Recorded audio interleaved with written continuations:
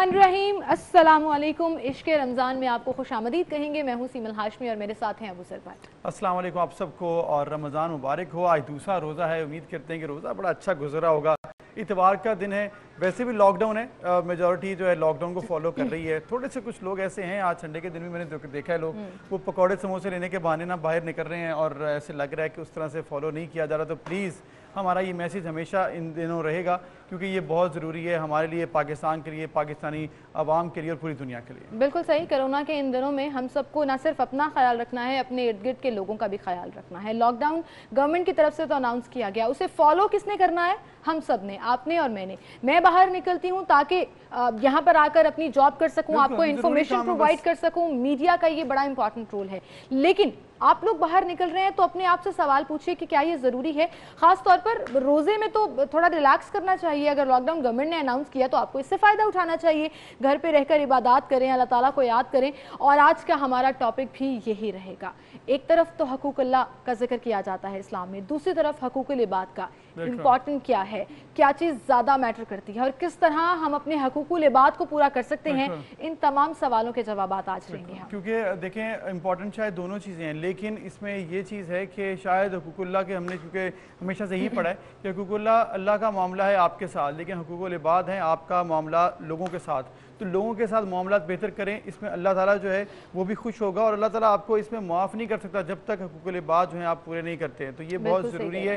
लोगों के साथ ज़्यादती मत करें, लोगों को खुश रखें, उनके साथ अच्छा सलूक करें क्योंकि यही एक मोमिन की निशानी। बिल्कुल सही, इस पर हम बात करेंगे। उसके साथ साथ और बहुत कुछ होगा प्रोग्राम में। हमारे साथ गैस्ट्रोएंट्रोलॉजिस्ट भी मौजूद होंगे जो आपको बताएंगे कि अगर समोसे, पकौड़े और इस तरह की चीज़ें आप खा रहे हैं तो आपके मैदे पर क्या नेगेटिव असर हो सकता है, उससे बचना कैसे। और इसके साथ साथ मज़े मज़े के पकवान ना हो तो हमारे रोज़े पूरे नहीं होते। तो हेल्दी खाना आपने अब घरों में बनाना है, अवॉइड करना है बाहर का खाना। वैसे ही रेस्टोरेंट्स तो बंद हैं, लेकिन अगर आप अपने घरों में बनाना है तो वैरायटी कैसे लेकर आएँ, इस हवाले से हमारे साथ आज किचन भी ज़्यादा आप जब किचन की बातें करेंगे ना तो फिर परेशानी होती है। 2 से 3 घंटे भी रहते हैं 3 घंटे भी रहते हैं। लेकिन हमारे साथ हमारी एक्सपर्ट शेफ सायरा बासित मौजूद होंगी। अस्सलाम वालेकुम सायरा, क्या हाल चाल है आपके? आप बड़ी इंग्रेडिएंट्स तैयार कर रही हैं और मज़े मज़े के जो है वो आज हम खाने और क्या कहते हैं उसको, रेसिपीज इंशाल्लाह में कहते हैं उसको, तरकीबें। हाँ, तरकीबें बताएंगी आप हमें। और जो लोग कुछ नया सीखना चाहते हैं तो वो हमारे साथ जुड़े रहें। और मेरे ख्याल में आज जो भी रेसिपी होगी हम आपकी तरफ आएंगे, डिटेल लेते रहेंगे आपसे कि क्या आज बनाने जा रही हैं। दूसरा रोज़ा है, इसी तरह आइंदा चंद दिनों में जिस तरह से रमज़ान है और इफ्तारी का सामान हम कोशिश करेंगे आपके पास नई नई रेसिपीज़ लेकर आएँ ताकि कुछ नए आइडियाज़ आप तक पहुँचे। कुछ रोज़ मैं तो बहुत कुछ सीखने वाली हूँ, मैं तो बहुत कुछ सीखने वाली हूँ। एंड आई एम श्योर जो लोग ये शो देख रहे हैं वो भी बहुत कुछ सीखेंगे। तो चलिए जी, बाकायदा आगाज़ करते हैं आज के शो का। और सबसे पहले तो अब सर जैसे हम बात कर रहे थे कि आज का हमारा टॉपिक भी रहेगा हकूक़ अल्लाह और हकूक़ुल इबाद। बचपन से हम ये पढ़ते आ रहे हैं कि अल्लाह ताला हमेशा ये अहकामात जारी करते हैं। नबी करीम सल्लल्लाहु अलैहि वसल्लम की अहादीस और सुन्नत में भी हमें ये मिलता है कि हकूक़ुल इबाद जो है उसकी माफ़ी नहीं होगी। एक बहुत छोटी सी बात जो कही जाती है कि अगर फॉर एग्ज़ाम्पल मैं आपसे नाराज़ हूँ और जब तक मैं, चलें आप कर लेती हूँ, आप मुझसे नाराज हैं और जब तक आप मुझे माफ़ नहीं कर देंगे अल्लाह ताला भी मुझे माफ़ नहीं करेगा। बिल्कुल, क्योंकि तो ये बड़ा मैटर करता है। और मेरे ख्याल में जिस तरह से लोग इसको शायद इग्नोर कर लेते हैं, लोग अपने दीनी मामलात को बड़े अच्छे तरीके से फॉलो करते हैं, लेकिन जिस तरह से एग्जाम्पल हम कल डिस्कस कर रहे थे वो आज भी हम बात करेंगे मुफ्ती साहब से भी, जैसे वो हमारे साथ मौजूद होंगे, मुफ्ती ज़ुबैर साहब, कि मामला है क्या, लोग शायद अपने जो फ़राइज़ हैं वो तो निभा रहे होते हैं रमज़ान में, लेकिन जो हकूक़ुल इबाद हैं जैसे कि आपने एक दूसरे की मदद करनी है, कैसे करनी है कि जो आप अगर एक्स्ट्रा प्रॉफिट कमा रहे हैं वो आप ना कमाएं। अगर आपने के पास स्टॉक कुछ किया हुआ है आप वो स्टॉक मत करें, यही एक दूसरे का आप कर सकते हैं। लेकिन अफसोस होता है कि इस मुबारक महीने में ज़ख़ीरा अंदोज़ी भी होती है, मुनाफाखोरी भी होती है, गवर्नमेंट के तय करदा नरखों से बहुत ज़्यादा कीमतें वसूल भी की जा रही होती हैं। नाप तोल के हवाले से बाकायदा कुरान पाक में अहकामात हैं, लगानी पड़ती हैं, लोगों कोई को बॉदर नहीं करता पड़ती है। मतलब आप ये देखें कि इस मुल्क में, इस्लामी जमहूरिया पाकिस्तान में, आपको फोर्सेज ऐसी हैं जो कि मिलावट माफिया के खिलाफ काम कर रही हैं। फोर्सेज कौन सी बनाई गई हैं जो कि ज़ख़ीरा अंदोज़ों के खिलाफ काम कर रही हैं। फोर्सेज हमारे पास कौन सी हैं जो प्राइस कंट्रोल कमेटी है। मतलब ये एटीट्यूड हमारा है इस मुल्क में। हालांकि होना ये चाहिए कि आपका खुद कंडक्ट ऐसा हो कि आप इन चीज़ों को फॉलो करें। हम बहुत मिसालें देते हैं वेस्टर्न कंट्रीज़ की, ख़ास तौर पर कि कोई भी उनका त्यौहार आता है तो वहाँ पर सेल्स लगा दी जाती हैं, हर चीज़ के ऊपर डिस्काउंट दिया जाता है। इवन इवन रमज़ान के महीने में मुझे याद है कि when I was in UK और पूरी रमज़ान ट्रांसमिशन मैंने वहाँ पे की, तो वो एक बाकायदा कॉर्नर बना देते हैं फॉर मुस्लिम्स ताकि रमज़ान में उनको डिस्काउंटेड चीज़ें मिलें। उनका कोई भी त्यौहार होता है तो वो ऑफ़र करते हैं। यहाँ पर क्या होता है, यहाँ पर हम इस महीने को शायद कमाई का महीना बना लेते हैं। इतनी ज़्यादा प्राइस हाइक देखने में आती है, ज़ख़ीरा अंदोज़ी के वजह से जो कीमतें बढ़ जाती हैं वो, और आजकल तो वैसे ही हालात ऐसे हैं कि एक दिहाड़ीदार तबका बिल्कुल बेरोजगार होकर बैठा है। उनके लिए तो खाने की 2 वक्त की रोटी के मामला जो है पूरी करना बड़ा मुश्किल है। जिस तरह से आपने जिक्र किया कि बैरून ममालिक में कैसे लोग सपोर्ट करते हैं एक दूसरे को, उनके फेस्टिवल्स आते हैं, क्रिसमस है या दीगर ईस्टर है। पाकिस्तान में क्या है, रमज़ान आएगा तो सीज़न बन जाता है दुकानदारों का, और ईद आती है तो सीज़न बन जाता है दुकानदारों का। आवाम परेशान है क्योंकि रेट बढ़ने हैं। लेकिन आजकल जो सूरत हाल है, जिस तरह की कोरोना क्राइसिस है पूरी दुनिया पे, तो एक दूसरे को सपोर्ट करनी आपकी बनती है, वो आप नहीं कर रहे हैं उस तरीके से। हम देख रहे हैं, हमने रिपोर्ट्स ली हैं, आज भी हम बात भी करेंगे अपने नुमाइंदगान से जो कि मुख्तलिफ शहरों में मौजूद हैं, जो हमें बताएंगे कि क्या हो रहा है हमारे यहाँ पर। हम रमज़ान की बरकतें समेटने हम निकल रहे हैं। हमारी ये ख्वाहिश है, हमारी ये दुआ है कि इस रमज़ान की बरकतों की वजह से इस मुल्क के ऊपर जो मसाइल हैं वो ख़त्म हो जाएं। लेकिन अगर आपका ये किरदार होगा एज अ कंट्रीमैन, आपका ये किरदार है कि आप क्या कर रहे हैं कि आप रेट्स बढ़ा रहे हैं, वही जो सारी बातें हम कर रहे हैं, तो फिर ये तरीकाकार जो है मेरे ख्याल में कुछ मुनासिब नहीं। बिल्कुल सही। And specially by this time of the year जहाँ पर पूरी दुनिया में एक वबा फैली है, एक तरफ हम अल्लाह ताला से दुआ करते हैं कि हमें इस आजमाइश से, इस वबा से जान छुड़ा दे, दूसरी तरफ जब हमारा कंडक्ट ऐसा होगा तो फिर आप क्या एक्सपेक्ट करते हैं कि अल्लाह ताला क्या हम सब पर रहमतें नाज़िल करेगा और अल्लाह ताला क्यों नाराज़ नहीं होगा। अगर हमने अल्लाह ताला को मनाना है तो हमें अपना ही किरदार, अपना ही कंडक्ट बेहतर करना होगा। बहरहाल इन तमाम चीज़ों के ऊपर हम बात करेंगे और मुफ्ती ज़ुबैर भी कराची से हमारे साथ मौजूद होंगे। एक छोटी सी ब्रेक की तरफ हमें जाना है, ब्रेक लेते हैं, ब्रेक के बाद दोबारा हाजिर होंगे।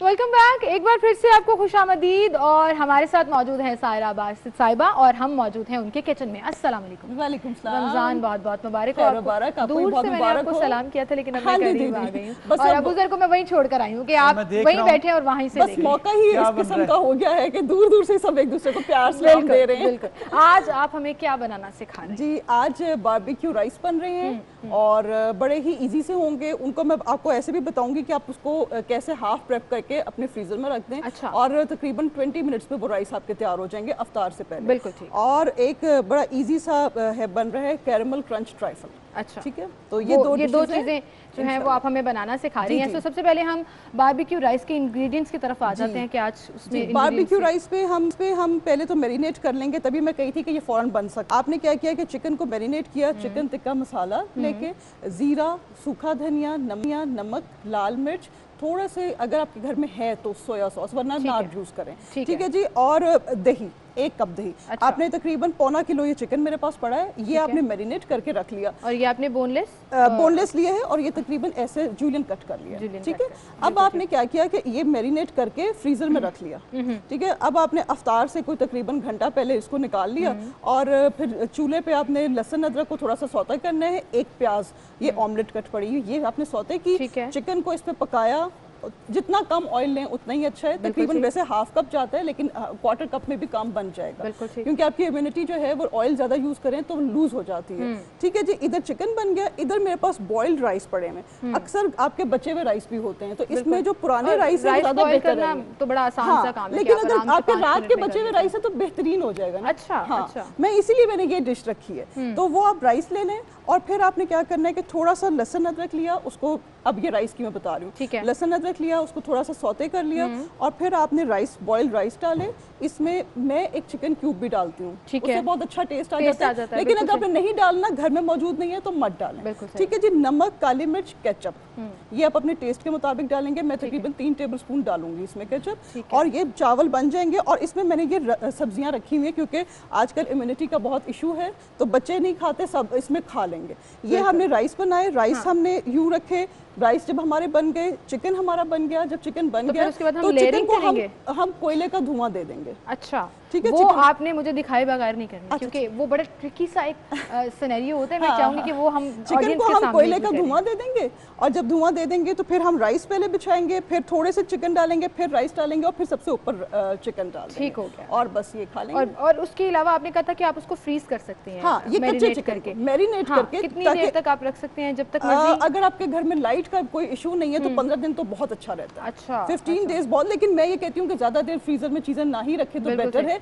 लेकिन ये है कि आपके पास ये जो मसाले चीजें आपकी सब अवेलेबल होंगी, तो आपने एक दफा लगाया, आपने 4 पैकेट बना दिए। दूसरी चीज ये है बाद आप जब मर्जी उसको यूटिलाइज करें। लेकिन अबू सर, अभी ये जो सायरा जी कह रही थी ना कि अगर ये अवेलेबल नहीं है तो मत यूज करें, ये नहीं है तो कोई टेस्ट में फर्क नहीं आएगा, उसकी एक रीजन ये भी है कि चीजें बहुत महंगी हो गई हैं। और अभी जो हम बात कर रहे थे, हम ये पहले भी बात कर रहे थे, आप बड़ी जबरदस्त आप डिशेस बना रही हैं, और बारबेक्यू राइस वाला जो नाम है ना वो मैंने पहली दफा सुना है, तो मैंने वो भी आपसे बाद में पूछना है कि ये आखिर इसके पीछे क्या कॉन्सेप्ट था। जरा हम एक मामला देख लें कि आखिर कीमतें इतनी ज़्यादा क्यों है हमारे पाकिस्तान में, क्या हो रहा है, फिर हम आपसे दोबारा पूछते हैं। तो नाज़रीन, इस वक्त जिस तरह से हम बात कर रहे थे कि कीमतें बहुत ज़्यादा हैं, मामलात हैं क्या, आखिर क्या वजह है कि सब्ज़ी, फल, फ्रूट और इसके साथ जो भी मामला दीगर हैं, सब्जियाँ, मिर्च मसाले, खाने पीने की जितनी भी अशिया नोश हैं, उनकी कीमतें क्यों ज़्यादा हो रही हैं?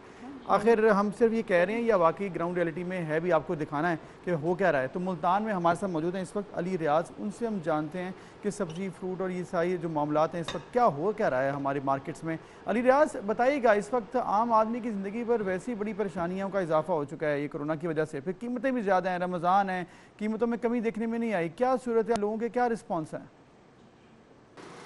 जी बिल्कुल, अगर शहर मुल्तान में माह रमज़ान की आमद के साथ साथ सब्ज़ी और फलों की कीमतों की बात की जाए तो सब्ज़ी और फलों की कीमतों में काफ़ी हद तक इजाफा हो गया है। देखते ही देखते वो तमाम तर फल और सब्ज़ियाँ जो ख़ुसूसन अफ्तारी में इस्तेमाल किए जाते हैं उनकी कीमतें काफ़ी हद तक बढ़ चुकी है। सबसे पहले जिक्र कर लेते हैं लीमू का। तो लीमू जो है जो मुल्तान की मार्केट में चंद दिनों कबल ही 320 से 350 रुपये फ़ी किलोग्राम के हिसाब से फ़रोख्त हो रहा है, तो आज मुल्तान की मार्केट में लीमू 500 रुपये और 450 रुपये फ़ी किलोग्राम के हिसाब से फ़रोख्त हो रहा है। इसके साथ साथ जो दीगर सब्ज़ियाँ हैं उसकी कीमतों में खातिर का इजाफा हो गया। लहसुन, अदरक मुल्तान की मार्केट में जो पहले कभी 280 और 200 रुपये और 250 रुपये फ़ी किलोग्राम के हिसाब से फ़रोख्त हो रही थी, आज मुल्तान की मार्केट में 320 से लेकर 350 रुपये किलोग्राम के हिसाब से फ़रोख्त हो रही है। इसके साथ साथ टमाटर और आलू की कीमतों में खातिर का इजाफा हुआ। टमाटर आलू की कीमतें जो हैं उनमें 50 से लेकर 70 रुपये जो इजाफा है वो देखने में आ रहा है। इसके साथ साथ दीगर जो सब्ज़ियाँ जो मकामी सब्ज़ियाँ मुल्तान की हैं उनकी कीमतें भी जो है माह रमज़ान की आमद के साथ साथ ही जो हैं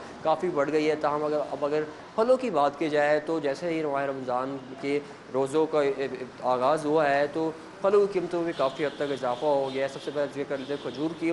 तो खजूर की कीमत जो आज मुल्तान की मार्केट में 350 से लेकर 380 रुपये फ़ी किलोग्राम के हिसाब से मुख्तलिफ जो खजूरें फ़रोख्त हो रही है। इसके केले की बात की जाए तो केले की फ़ी दर्जन कीमत में 70 से 80 रुपये इजाफा हुआ है। मुल्तान की मार्केट में जो केला 120 160 रुपये दर्जन मिला करता था, आज वो 220 और 250 रुपये दर्जन के हिसाब से मिल रहा है। इसके साथ साथ अगर बात की जाए अमरूद और खरबूजे की, तो अमरूद और खरबूजे की कीमत में भी खातिर का इजाफा हुआ और अमरूद और खरबूजे की कीमत देखते देखते चंद ही रोज़ में जो है जहाँ पहले लाहौर में भी हमने जानना है, जिस तरह से आपने बताया कि मुल्तान में क्या सूरत हाल है, तो लाहौर में भी सब्जियां और फल उनके रेट्स बहुत ज़्यादा हैं। तो फरहान यामीन हमें बता रहे हैं वहाँ पर कि इस वक्त क्या सूरत हाल देख रहे हैं। फरहान, लाहौर की मार्केट्स में आपने क्या देखा? कहा तो जा रहा है कि रेट्स कंट्रोल करने की बहुत कोशिश की जा रही है, क्या वाकई आपने इम्प्लीमेंट होता हुआ ये देखा है?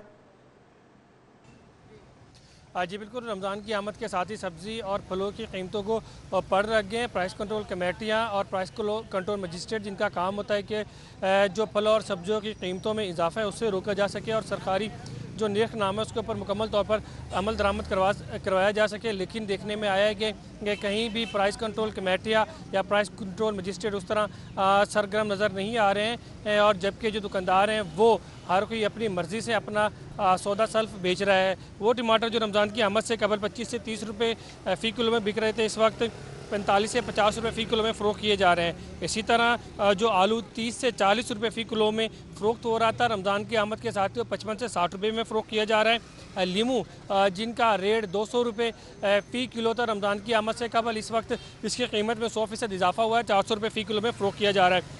प्याज 50 रुपये, जो मिर्च है और शिमला मिर्च है वो 60-60 रुपये में फ़रोख्त की जा रही है। जबकि जो केला जो कि 100-120 रुपये दर्जन था, उसका रेट अब 160 से 180 रुपये फ़ी किलो है। सेब 250 से 300 रुपये में फ़रोख्त किया जा रहा है और 60 से 70 रुपये फ़ी किलो में मिलने वाला खरबूजा 100 से 120 रुपये में फ़रोख्त किया जा रहा है। किन्नू 200 से 250, जबकि पपीता और गर्मा 160 रुपये फ़ी किलो के हिसाब से फ़रोख्त किया जा रहा है। जी ठीक है, शुक्रिया अली रियाज और फ़रहान यामीन, आप हमें बता रहे थे जैसे कि नाज़रीन हमने जिक्र किया कि रेट्स बहुत ज़्यादा हैं और मार्केट में इसी तरह सिचुएशन देखने में आ रही है। ये सिर्फ दावे नहीं, हकीकत है। वाकई ये आपने आपको दिखाया भी है कि लाहौर मुल्तान में सूरत हाल यही, कराची में भी यही मामलात हैं।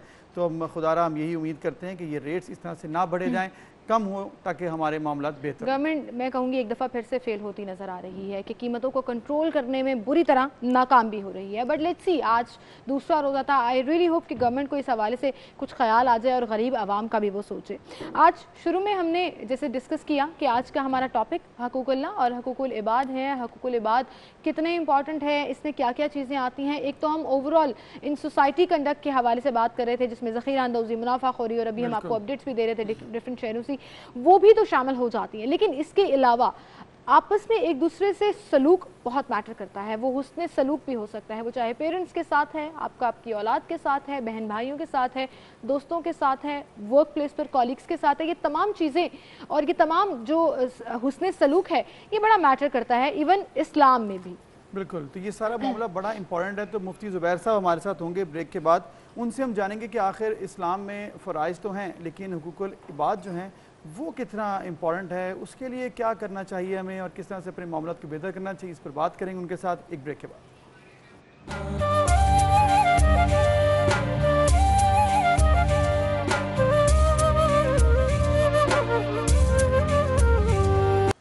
Welcome back. और जैसे कि ब्रेक पर जाने से पहले हम बात कर रहे थे कि मुफ्ती ज़ुबैर साहब से हम बात करेंगे कि किस तरह से हुकूकुल इबाद का ख्याल रखना चाहिए। हुकूकुल इबाद का ख्याल जो है नहीं रखा जाता, क्योंकि हमने ये देखा है रमज़ान में भी और इसके अलावा भी हमारे यहाँ पर दीनी मामलात तो बहुत ज़रूरी हैं, फ़राइज़ अंजाम देना, लेकिन साथ इंसानों का ख्याल रखना भी दीन ही है।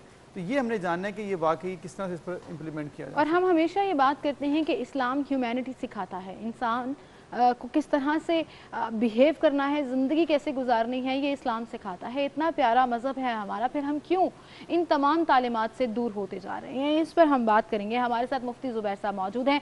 अस्सलाम वालेकुम अलामा साहब, बहुत शुक्रिया ज्वाइन करने के लिए। रमज़ान बहुत बहुत मुबारक हो आपको।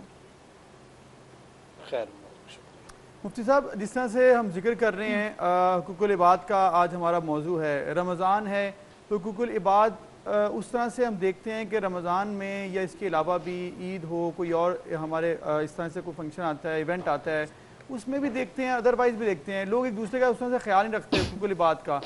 क्या आप मैसेज देंगे किस तरह से लोग इस तरफ आ सकते हैं? बिस्मिल्लाहिर्रहमानिर्रहीम, नहमदुहु व नुसल्ली अला रसूलिहिल करीम, अम्मा बाद। ये बड़ा अहम मौजू है, हमारे समाज का सुलगता हुआ मौजू है और इंतहाई वेरी सेंसिटिव टॉपिक। मैं ये समझता हूँ कि रमज़ान का अगर हम खुलासा बयान करना चाहें तो हुकूकुल्लाह और हुकूकुल इबाद के साथ ये रमज़ान का महीना इबारत है। मुक़द्दस, बाबरकत, प्यारा, पुरनूर महीना है। मैं आपको शुरू के अंदर ही एक छोटी सी बात अर्ज़ करना चाहता हूँ।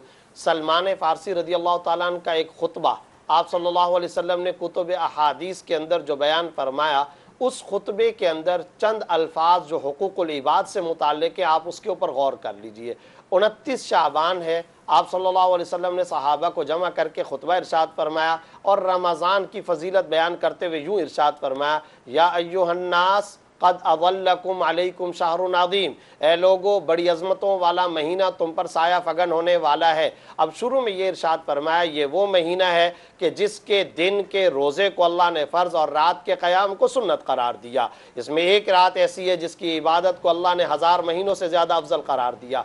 फिर जो अगला जुमला इरशाद फरमाया वो है हुकूकुल इबाद से मुताल्लिक। उस अहम पॉइंट को समझना चाहिए। आप सल्लल्लाहु अलैहि वसल्लम ने फरमाया, ये रमज़ान मोहताजों और ज़रूरतमंदों की हमदर्दी का महीना है, गमख्वारी का महीना है, नुसरत और मदद का महीना है। फिर तरगीब देते हुए इरशाद फरमाया, अगर कोई रोज़ेदार को दूध का एक गिलास या लस्सी का एक गिलास रोज़ेदार को अफ्तार के वक़्त में पेश कर दे, उसको इतना बड़ा अजर व सवाब मिलेगा कि वो क़यामत वाले दिन मुझसे हौज़े कौसर पर पानी वसूल कर लेगा। एक सहाबी ने यह सवाल किया, या रसूल अल्लाह, अगर किसी के पास इतनी माली इस्तात ना हो कि वो किसी को दूध का गिलास, बहुत गरीब लोग भी होते हैं, अगर किसी के पास इसकी इस्तात ना हो तो वो क्या करे? आप सल्लल्लाहु अलैहि वसल्लम ने फरमाया, अगर पानी का भी एक गिलास कोई किसी को पिला देगा तो उस पर भी उसको ये अजर व सवाब मिलेगा। अब आप अंदाज़ा लगाइए, ये मोहताजों की मदद, ये रोज़ेदार को अफ्तार कराना, ये क्या है? हुकूकुल इबाद। और कुरान करीम के अंदर तो जा बजा हुकूकुल इबाद, हुकूकुल इबाद अक़ीदा तौहीद के साथ अल्लाह ने बयान फरमाया, वक़ज़ा रब्बुका अल्ला ताबुदू इल्ला इय्याहु व बिल वालिदैनि एहसाना। तेरे रब ने फैसला किया है ना इबादत करो मगर सिर्फ अल्लाह की, और वालिदैन के साथ हुस्न सलूक करो। अब ये वालिदैन हुकूकुल इबाद है, पड़ोसी हुकूकुल इबाद है, आइज़ा अक़रिबा हुकूकुल इबाद है। फिर ख़ास तौर पर मैं ये बात ज़रूर जिक्र करना चाहता हूँ कि ये जब रमज़ान का महीना है, जिसको इसी खुतबा सलमान फ़ारसी रज़ी अल्लाह ताला के अंदर आप सल्लल्लाहु अलैहि वसल्लम ने सब्र का महीना भी करार दिया। अब व्हाट इज़ द मीनिंग सब्र? गौर करने का नुक्ता ये है, ट्रैफिक सिग्नल, सड़कों, बाजार, दफातर, घरों के अंदर, आइज़ा अक़रिबा के मौका पर, गलियों के अंदर, मोहल्लों में, मसाजिद में, हर जगह हमें इस मौके और इस महीने के अंदर बतौर ख़ास ट्रेनिंग हासिल करनी चाहिए, अपने बिहेवियर के एतबार से, कंट्रोल करने के एतबार से, सब्र करने के एतबार से। रमज़ान का असल फ़लसफ़ा, रमज़ान का असल पैगाम यही हुकूकुल इबाद और हुकूकुल इबाद की इसी अदायगी का एहतमाम करना है। बिल्कुल सही कह रहे हैं आप मुफ्ती साहब, लेकिन फिर ऐसा क्या हुआ कि हम इन तमाम चीज़ों से दूर हो गए? हम रोज़ा तो रख लेते हैं, पूरा टाइम भूखे प्यासे भी रह लेते हैं, लेकिन झूठ बोलना नहीं छोड़ते, गीबत करना नहीं छोड़ते, चुगली करना नहीं छोड़ते। फिर हकूकुल इबाद की अगर बात करें तो सड़क पर भी निकलते हैं, उस तरह से बदकलामी भी करते हैं, सिग्नल्स भी तोड़ते हैं। ये छोटी छोटी चीज़ें ही अच्छा इंसान बनाती हैं ना। फिर ऐसा क्या हुआ कि हम इन सब चीज़ों से दूर हो गए? सबसे बड़ा मसला जो हुआ है वो ये है कि जो मौजू आज आपने रखा है ना, इन जैसे मौजूआत को कम पेश किया जाता है। सबसे बड़ा मसला बिल्कुल सही कह रहे हैं, हमारी सबसे बड़ी प्रॉब्लम यही है। क्यों? उसकी वजह यह है कि हमने जो इस्लाम का फ़हम है, हकीकी फ़हम, हम इस्लाम के हकीकी तसव्वुर और हकीकी फ़हम से दूर हो गए। हम समझते हैं कि इस्लाम का मतलब ये है कि चंद रसूमात और इबादात, मिसाल के तौर पे नमाज पढ़ ली, structure of the performing of the prayer, हम नमाज का जो स्ट्रक्चर, ढांचा और खाका है बस हम उसके ऊपर अमल कर लें। रोज़े का जो बुनियादी ढांचा है, खाने पीने से रुक जाना, वो कर ले। लेकिन इन इबादात के साथ साथ जो हुकूकुल इबाद और इन इबादात का हकीकी पैगाम है वो क्या है? सब्र, तक़वा, हुस्न अखलाक, हुस्न सलूक, आजजी, तवाज़ो, इनकसारी, ये जो असल पैगाम था, ये ट्रेनिंग जिन मकासद के लिए हमें दी गई, हम उन असल मकासद से दूर हो गए। हमने ये समझ रखा है कि सिर्फ और सिर्फ नमाज, रोज़ा, जिक्र, तिलावत, तस्बीह ये इस्लाम है। हमें ये पता ही नहीं है कि झूठ बोलना, सूदखोरी से बचना, रिश्वत से बचना, गालन गलोच से बचना, झगड़े से बचना, हुस्न सलूक पेश करना, इनका इस्लाम के अंदर कितना बड़ा दर्जा, इसको बयान ही नहीं किया जाता। ये असल में हमारी सबसे बड़ी प्रॉब्लम की जड़ है। ठीक है मुफ्ती साहब, बजा फरमाया आपने, यही असल में प्रॉब्लम की जड़ है। और इस तरह के टॉपिक्स को हम डिस्कस नहीं करते हैं आम दिनों में, इसलिए ये मामला बिगड़ता गया। नापतोल में कमी का बड़ा जिक्र है कुरान में और बड़ा इस पर गुनाह रखा गया, गुनाह बताया गया कि ये नापतोल में कमी बड़ा सख्त गुनाह है। फिर ये हुआ क्या हमारी सोसाइटी में? नापतोल में कमी और मुनाफाखोरी, फिर ज़ख़ीरा अंदोज़ी ये आम है। हमारी हुकूमत की काफ़ी ज़्यादा फोर्सेस, काफ़ी ज़्यादा वक्त तो सिर्फ इन चीज़ों को कंट्रोल करने में लग जाता है, बाकी मामला तो बात की बात है। इसके पीछे आप क्या वजह देखते हैं? देखिए, असल बात यह है कि ये सारी की सारी प्रॉब्लम्स हमारे अपने हाथों की क्रिएशन है, हमने खुद अपने हाथों से पैदा किया। पहला जो सबब मैंने बयान किया वो है कि इस्लाम का हकीकी फ़हम हमारे अंदर नहीं है। हम सिर्फ और सिर्फ चंद इबादात को ये समझ लेते हैं कि ये इस्लाम है, हालांकि वो इस्लाम ज़रूर है, यानी वो जुज़वे इस्लाम है, लेकिन वो कुल्ले इस्लाम नहीं है। इस्लाम में दाढ़ी है, दाढ़ी में इस्लाम नहीं है। यानी इस्लाम के अंदर एक हुक्म दाढ़ी का भी है, लेकिन अगर कोई सिर्फ दाढ़ी रख ले और बाकी इस्लाम के काम पर अमल ना करे तो हम ये नहीं कह सकते चूंकि इसने दाढ़ी रखी हुई है तो ये कामिल दर्जे का मुसलमान है, नहीं, बल्कि इसने एक जुज पर अमल किया है। तो पूरे का पूरा पैकेज ऑफ इस्लाम, ये जो पूरे आला दर्जे की उम्दा और शानदार तालीमात का बंडल ऑफ इस्लाम, इस पूरे पैकेज पर अमल करने की जरूरत है। कुरान में अल्लाह ने फरमाया उदखुलू फिस्सिल्मी काफ़ा, इस्लाम में पूरे पूरे दाखिल हो जाओ, पूरे का पूरा इस्लाम दस्तूर हफ्ते जिंदगी को इख्तियार करो। प्लस एक और बात जो आपने नापतोल की कमी हमारे माशरे में, इसकी वजह क्या है, इसका सबब भी दरअसल रसूलुल्लाह सल्लल्लाहु अलैहि वसल्लम ने बयान फरमाया, हुब्बुद दुनिया व कराहियतुल मौत, मौत से नफरत और दुनिया की बहुत ज्यादा मोहब्बत। ये जो हमारे दिलों के अंदर दुनिया की मोहब्बत कूट कूट करके भर गई, आज हम दिमाग के बजाय पेट से सोचने के आदी हैं। 99 के चक्कर, पैसा, आज की दुनिया में मादा परस्ती, इंसानों को कस्टमर की नजर से देखना, लोगों को गाहक की नजर से देखना, सगा भाई भी हम मफाद परस्ती की नजर से उसको देख रहे होंगे। उठ गए वो सारे के सारे रिश्तों के अदब, वो सारी की सारी कदरें उठ गईं, खत्म हो गईं। आज अपने अइज़ा और अकरीबा को सिर्फ और सिर्फ कल्बी दिली मोहब्बत की वजह से नहीं, मफाद कितना मिलता है, आज गर्ज कितनी पूरी होती है, खुद गर्जी, मफाद परस्ती, दुनियादारी, पैसा कमाने का आला, पैसा कमाने की मशीन हमने एक दूसरे को समझ लिया है, दौड़ है, भाग रहे। ये है असल में वो नुक्ता। अल्लाह की तरफ मुतवज्जे होना, मरना, मौत, कब्र, आखिरत, हशर, जवाबदेही का एहसास, ये सारी चीजें खत्म हो गई, भूल गए हम इन सब चीजों से।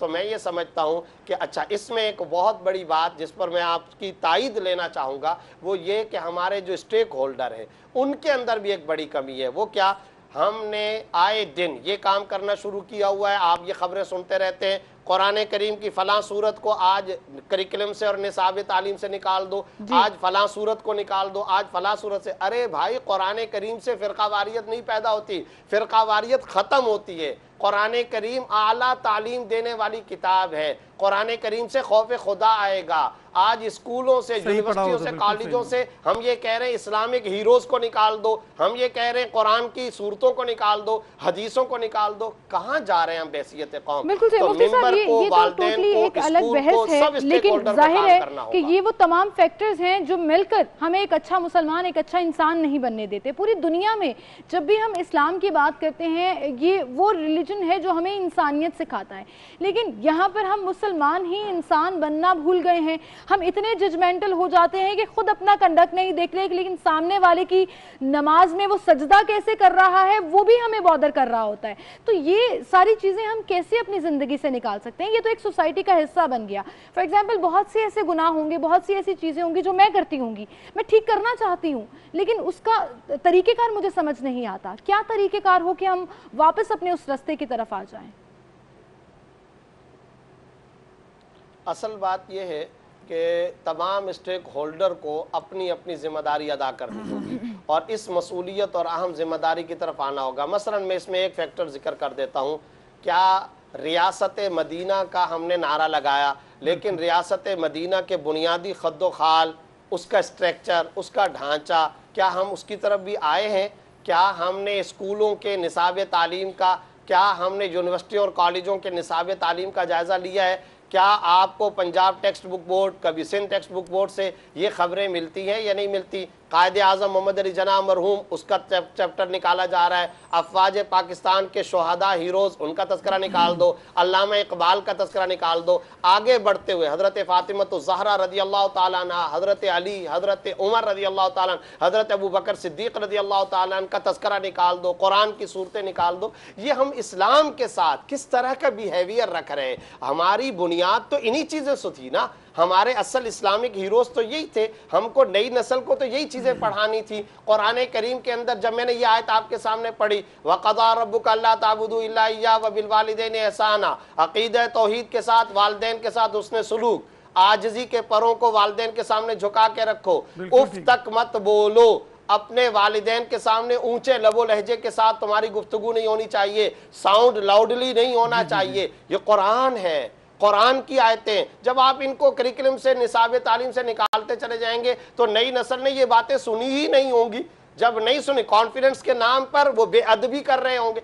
तो मामलात ये हैं कि मिंबर को अपना किरदार, मीडिया को अपना किरदार, रियासत को अपना किरदार, टीचर्स को अपना किरदार, मौलवी साहब को अपना किरदार, ये सारे के सारे शोबे लगे।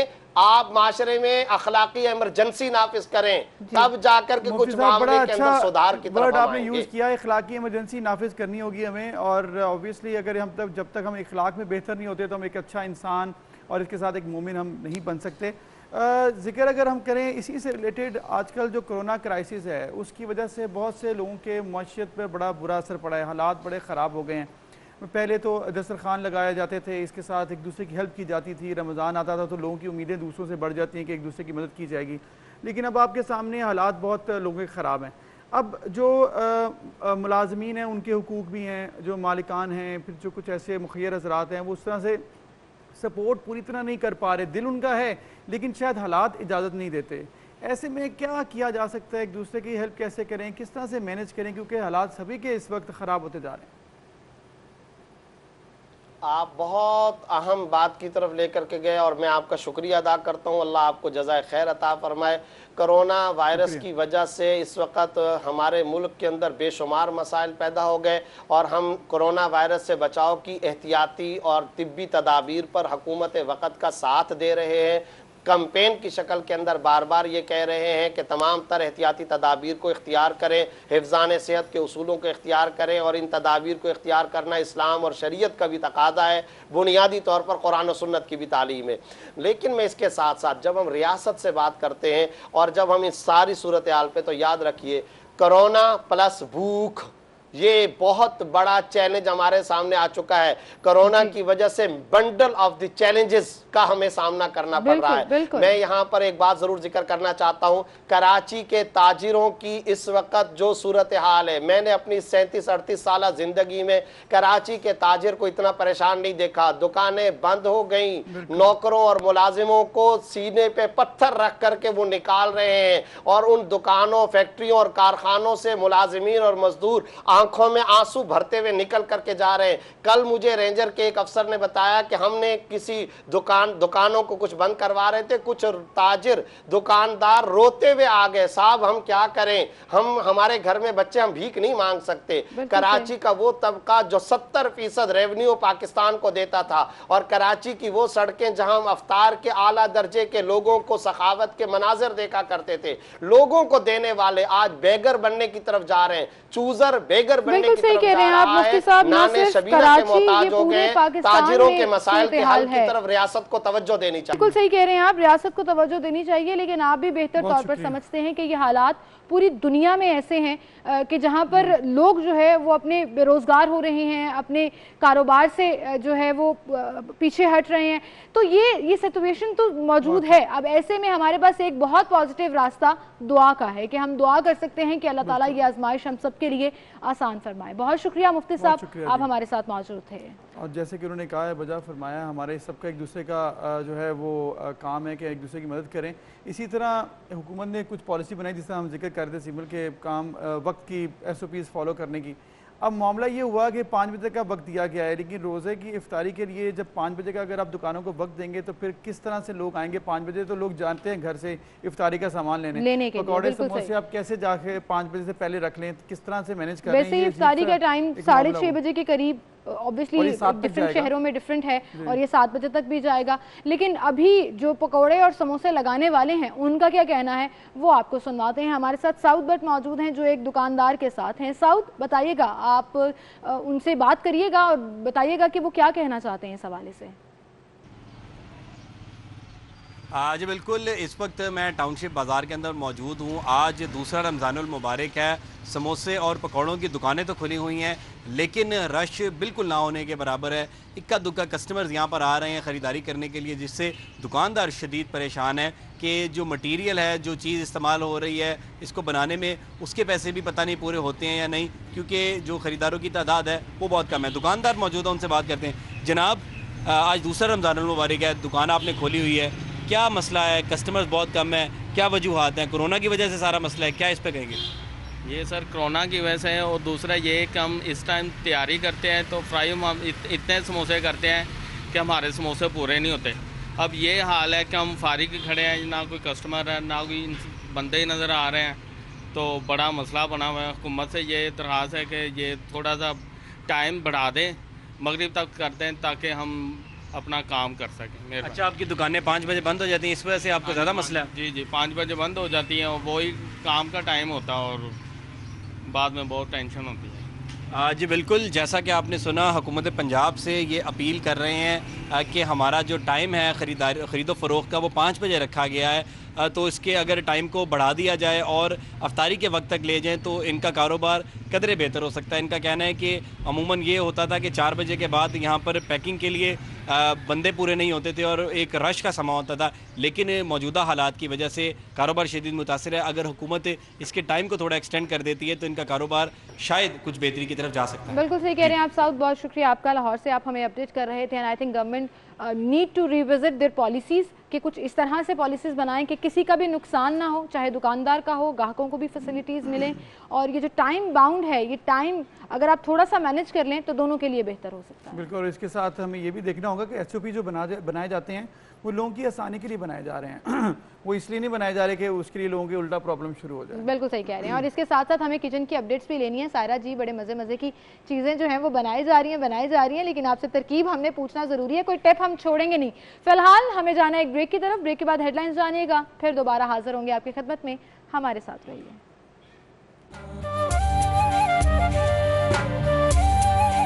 आपको एक बार फिर से खुशामदीद कहते हैं और इस वक्त मैं मौजूद हूँ किचन में सायरा जी के साथ, जो कि हमें बारबेक्यू राइस बनाना सिखाने चाह रही थी। और आपने देखा बहुत जल्दी कर लिया, मतलब ये तो मिनटों का काम है। हाँ, काफी उसको चिकन को मैरिनेट किया। हाँ, अगर मैरिनेटेड चिकन हो तो फिर तो बहुत इजी हो जाता है, और चावल भी आपके बॉइल्ड हों तो फिर बहुत अच्छा हो जाता है, इंसान जल्दी जल्दी करे।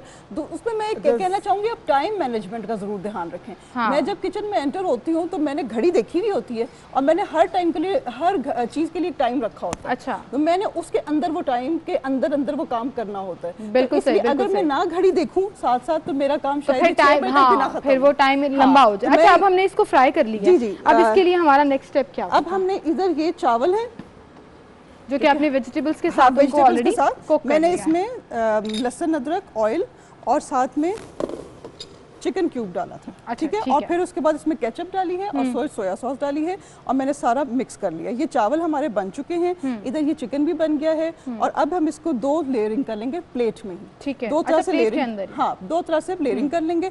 आपके पास बटर हो तो बहुत ही अच्छी बात है, थोड़ा सा ऊपर बटर और लहसुन अदरक डाल के तो चिकन के ऊपर एक थोड़ा सा तड़का सा लग जाता है। अच्छा, तो वो ज्यादा मजे का हो जाता है। लेकिन हमें कॉम्प्लिकेटेड मजे की बातें कर रही हैं। मैंने साथ एक पूछना चाह रहा था कि बारबेक्यू राइस आपने इसका जिक्र किया, अक्सर लोग बारबेक्यू सुन के उन्हें लगता है शायद ग्रिल होगी और इस तरह का कुछ मामला होगा। नहीं, लेकिन यहाँ पे क्योंकि राइस है तो इसमें ग्रिल तो पॉसिबल नहीं, तो फिर इसका बारबेक्यू राइस कहते हैं। इसके लिए ये कोयला रखा हुआ है, ये अभी हम गरम करेंगे और इसको धुआं देंगे। कोयला हो रहा है इसमें यूज? हाँ जी, कोयला इसमें यूज होगा, वरना बारबेक्यू राइस का मतलब ही क्या है? बारबेक्यू राइस का नाम रखा है। दूसरी चीज ये है कि अभी लॉकडाउन है तो मैंने ऐसी चीज इस्तेमाल की जो घर में मौजूद अवेलेबल, हर चीज मौजूद हो। और अक्सर लोग शिकायत करते हैं कि जब भी वो कोयले का दम देते हैं या धुआं देते हैं तो उस पूरी डिश में टेस्ट आना शुरू हो जाता है, उससे कैसे बचा जा सके? मतलब बहुत ज्यादा टेस्ट आना, बहुत ज्यादा दे देते होंगे ना। अच्छा, मतलब आप तकरीबन 4 मिनट्स देते हैं बस। आप छोड़ के आप घंटा छोड़ देंगे तो जाहिर है पूरा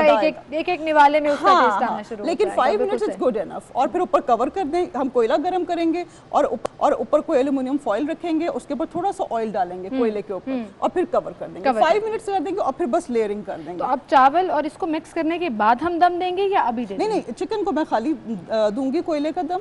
बाकी आई थिंक हम अभी कर लेते हैं, ऑन एयर कर लेते हैं ये, ताकि वो लोग देख भी लें। कोयला गर्म होने के लिए थोड़ा सा हमें टाइम लगेगा। बिल्कुल ठीक।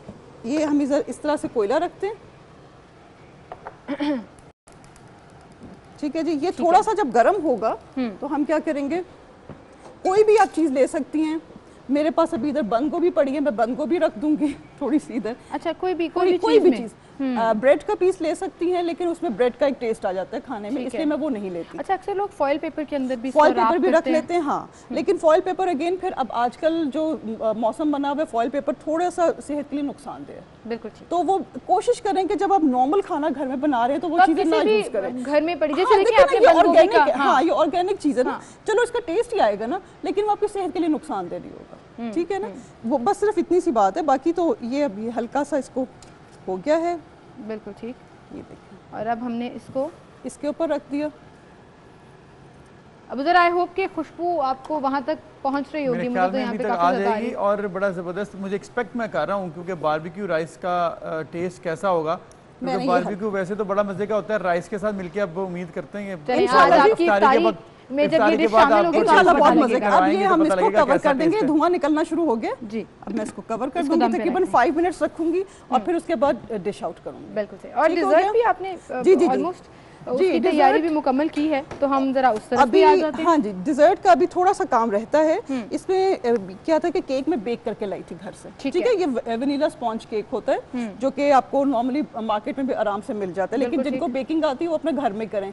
आजकल के लिहाज से भी वो कह रहे थे समोसे पकौड़े वाले, मुझे दिल को कुछ हो भी रहा था, लेकिन वही बात है कि आपकी हेल्थ पहले है ना, तो आप घर में बेक करें। आपके पास अवन नहीं है, मैं उन लेडीज की बात कर रही हूँ जिनके पास अवन नहीं है, वो चूल्हे पे बेक कर लें। बिल्कुल ठीक है ना, और इजीली ये हो जाता है, इजीली कोई प्रॉब्लम और ज्यादा अच्छे रिजल्ट्स हैं, ज्यादा अच्छे रिजल्ट्स हैं, बल्कि मुझे बहुत अच्छा लगता है। ठीक है जी, किसी दिन पूछूंगी आपसे इसकी रेसिपी भी, जिनको नहीं आता, ताकि वो सीख कर लेंगे इधर, ठीक है, बेक कर लेंगे ना। बिल्कुल डन। अच्छा जी, इसमें आपने मैंने केक पहले लेयर की, फिर उसके बाद मैंने कस्टर्ड एक बनाया था जो कि 3 कप मिल्क था। मैं जरा अपनी प्रोडक्शन टीम को भी बता दूं कि हम डिजर्ट की रेसिपी की तरफ आ गए हैं, तो अगर आप साथ साथ उसके इंग्रेडिएंट्स जो है वो स्क्रीन पर भी चलाएंगे तो आम लोगों के लिए नोट करना और लिखना भी आसान हो जाएगा। जी जी, 3 कप दूध था और उसपे मैंने 3 टेबलस्पून डाला कस्टर्ड का। कस्टर्ड को मैंने ऐसे डाला कि एक दूध था, उसका थोड़ा सा दूध बचा लिया 1 कप में, और फिर उसमें 3 टेबलस्पून कस्टर्ड को मिक्स कर लिया। इधर दूध को गर्म होने दिया है, इसमें 4 टेबलस्पून शुगर डाली है। चीनी आप अपने लिहाज से यूज कर सकते हैं, ठीक है, कम ज्यादा, लेकिन चीनी आजकल कम ही यूज करनी चाहिए। वैसे हम कर नहीं रहे, रमजान है,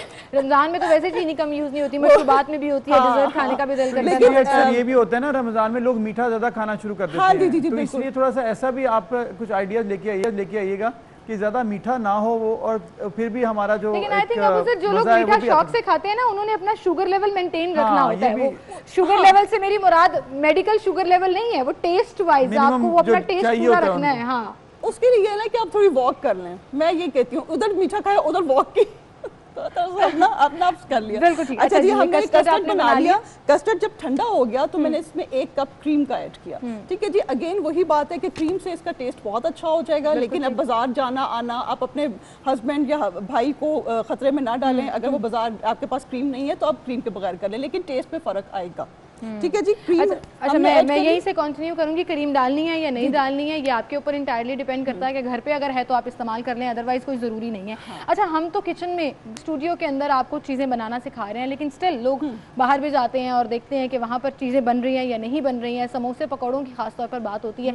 लाहौर और इसके अलावा हमने मुल्तान से पहले भी और कराची से भी आपको अपडेट किया। फिलहाल हमें मुल्तान से हमारे एक रिपोर्टर ने ज्वाइन किया है जो मार्केट में मौजूद हैं, वसीम शहजाद। वसीम, बताइएगा क्या सूरत हाल है वहाँ पर? अगर मुल्तान की बात करते हैं तो मुल्तान में भी रहमतों वाले महीने के लिए अफ्तारी की जो तैयारियां हैं वो उरूज पर हैं। शहरी यहाँ पर मौजूद है और समोसे पकौड़ों की दुकान पर जो खासा रश है वो देखने में नज़र आ रहा है, लेकिन हिफाजती तदाबीर को भी शहरी यहाँ पर नहीं भूले। यहाँ पर जो है सैनिटाइज़र भी रखे गए हैं, इसके अलावा महदूद फासले के साथ लोग यहाँ पर खड़े हैं और अफ्तारी तक का जो अब गवर्नमेंट की तरफ से टाइम जो है वो दे दिया गया है और शहरी यहाँ पर आने के बाद समोसे पकौड़े जो हैं वो यहाँ पर ख़रीद रहे हैं। और शहरियों का ये कहना है कि इस माह की जो अफ्तारी है उसका एक अपना अलहदा ही हुस्न होता है जो पिछले साल की निस्बत इस बार कम है। लेकिन जी वसीम, आप तक हमारी आवाज़ पहुँच पा रही है? वसीम की आवाज़ हम तक नहीं पहुंच पा रही। वसीम से हम दोबारा राब्ता करेंगे। फ़िलहाल तो वो हमें मार्केट की सिचुएशन दिखा रहे थे कि जहाँ पर समोसे और पकौड़े जो है वो बनना शुरू हो गए हैं, लेकिन लोग वहाँ पर लेने आ रहे हैं या नहीं, ग्राहक मौजूद हैं या नहीं, ये भी एक बड़ा अल्लाह करे कि बस सबके लिए अल्लाह ताला बेहतरीन सबब बनाए रोज़ी का। क्योंकि मैं एक बात ये कर रही थी कि आज मैं ही कुरान पाक में पढ़ रही थी कि अल्लाह ताला ने रिस्क का वादा सबके लिए किया हुआ है, तो हम क्यों ना उस आयत के साथ अल्लाह ताला से दुआ कर लें कि अल्लाह ताला आपने तो वल्लाहु खैरुर राज़िकीन हैं आप, तो आप हम सब के रिस्क को मुनासिब तौर पर भेज दीजिए। तो ये एक बड़ी ही मेहरबानी होगी अल्लाह ताला की, और अल्लाह ताला हम सब के लिए आसानियां भी पैदा करें। आपकी जो डिजर्ट कंप्लीशन की तारीफ करीब पहुंच रही है, हम इसकी फाइनल प्रेजेंटेशन भी आपको दिखाएंगे और बारबेक्यू राइस की भी दिखाएंगे। फिलहाल तो हमारा चिकन जो है वो दम पर है और राइस तैयार हो गए हैं।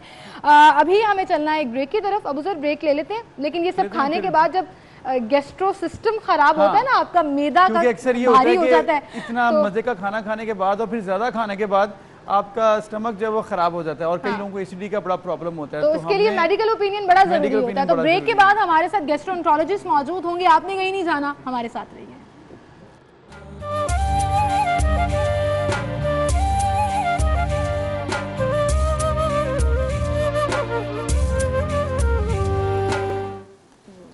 Welcome back. और जैसे कि हमने ब्रेक पर जाने से पहले बात की कि बड़ा ज़बरदस्त कुकिंग हो रही है, बारबेक्यू राइस बन रहे हैं, तो ऑब्वियसली जब रमज़ान में होता क्या है कि लंबा गैप आता है, लोग सुबह सहरी करते हैं, फिर लंबा गैप 13-14 घंटों का, 15 घंटों का, उसके बाद खाना खाया, ज़्यादा सा खा लिया, एकदम फ्राइड चीज़ें खा ली, फिर क्या हुआ, फिर पेट में दर्द हुई और फिर डॉक्टर साहब के पास चले गए। और मैं ये समझती हूँ जहाँ हम कहते हैं ना रमज़ान बहुत सी चीज़ों का सीज़न है, जिसमें पकौड़े, समोसे और इस तरह की चीज़ें, वहीं पर ये जो स्पेसिफिक डॉक्टर्स हैं ना गैस्ट्रोएंटरोलॉजिस्ट, ये इनका भी सीज़न है, क्योंकि बहुत याद आते हैं ये पेशेंट्स को इन औकात में, चाहे वो फ़ोन पर हों, आजकल तो वैसे ही टेलीमेडिसिन बहुत चल रही है, तो वो उसके ऊपर भी फोकस रख के अपने पेशेंट्स को गाइड करते हैं। मैं कहा हम ये बेसिकली चाहते हैं कि आपको डॉक्टर के पास जाना ना पड़े, आप हमारे प्रोग्राम में देख लें कि क्या हो सकता है आपको और उससे एहतियात कर लें कि डॉक्टर साहब के पास जाना ना पड़े और यहीं पर आप अपने इलाज छोटा मोटा कर लें और एहतियात करके रमजान अच्छा सा गुजारें। बिल्कुल सही। हमारे साथ इस वक्त स्टूडियो में गैस्ट्रोएंटरोलॉजिस्ट प्रोफेसर डॉक्टर इस्तारुल हक तूर साहब मौजूद हैं, उन्हें हम खुशामदीद कहेंगे। अस्सलाम वालेकुम डॉक्टर साहब, क्या हाल चाल है? Thank you so much for coming. आजकल आपकी बड़ी डिमांड अब और शुरू होने वाली है, आज तो खैर दूसरा रोज़ा है, लेकिन अभी भी मैं ब्रेक में डॉक्टर साहब से टिप्स ले रही थी कि क्या करें कि एसिडिटी ना हो, हार्टबर्न ना हो, स्टमक इशू ना हो। क्या होता है ऐसे कि हम समझते हैं हम पर रोज़े फ़र्ज़ किए गए और साथ पकौड़े खुद ही लगा लेते हैं? सबसे पहले तो रमज़ान की बहुत सारी मुबारकें आपके सारे देखने वालों को, आपको अल्लाह ताला इस माह सियाम की मुबारक लम्हात की बरकत, जो आजकल का इशू ऑफ द डे है कोविड इन्फेक्शन, अल्लाह ताला उससे निजात दे सारी इंसानियत को। जी। रमज़ान बरकतों का महीना तो है और रोज़े फ़र्ज़ किए गए हैं, पकौड़े कहीं फ़र्ज़ नहीं हुए, ये आपकी बात बिल्कुल ठीक है, लेकिन हमारे जो सोशल सेटअप में कुछ चीज़ें, कुछ नॉर्म्स बन गई हैं, उसमें से एक ये भी है कि इफ्तार पकौड़ों के बगैर, समोसों के बगैर शायद अधूरा है, तो उसी सोशल नॉर्म्स के तहत ही ये सारा सिलसिला चल रहा है।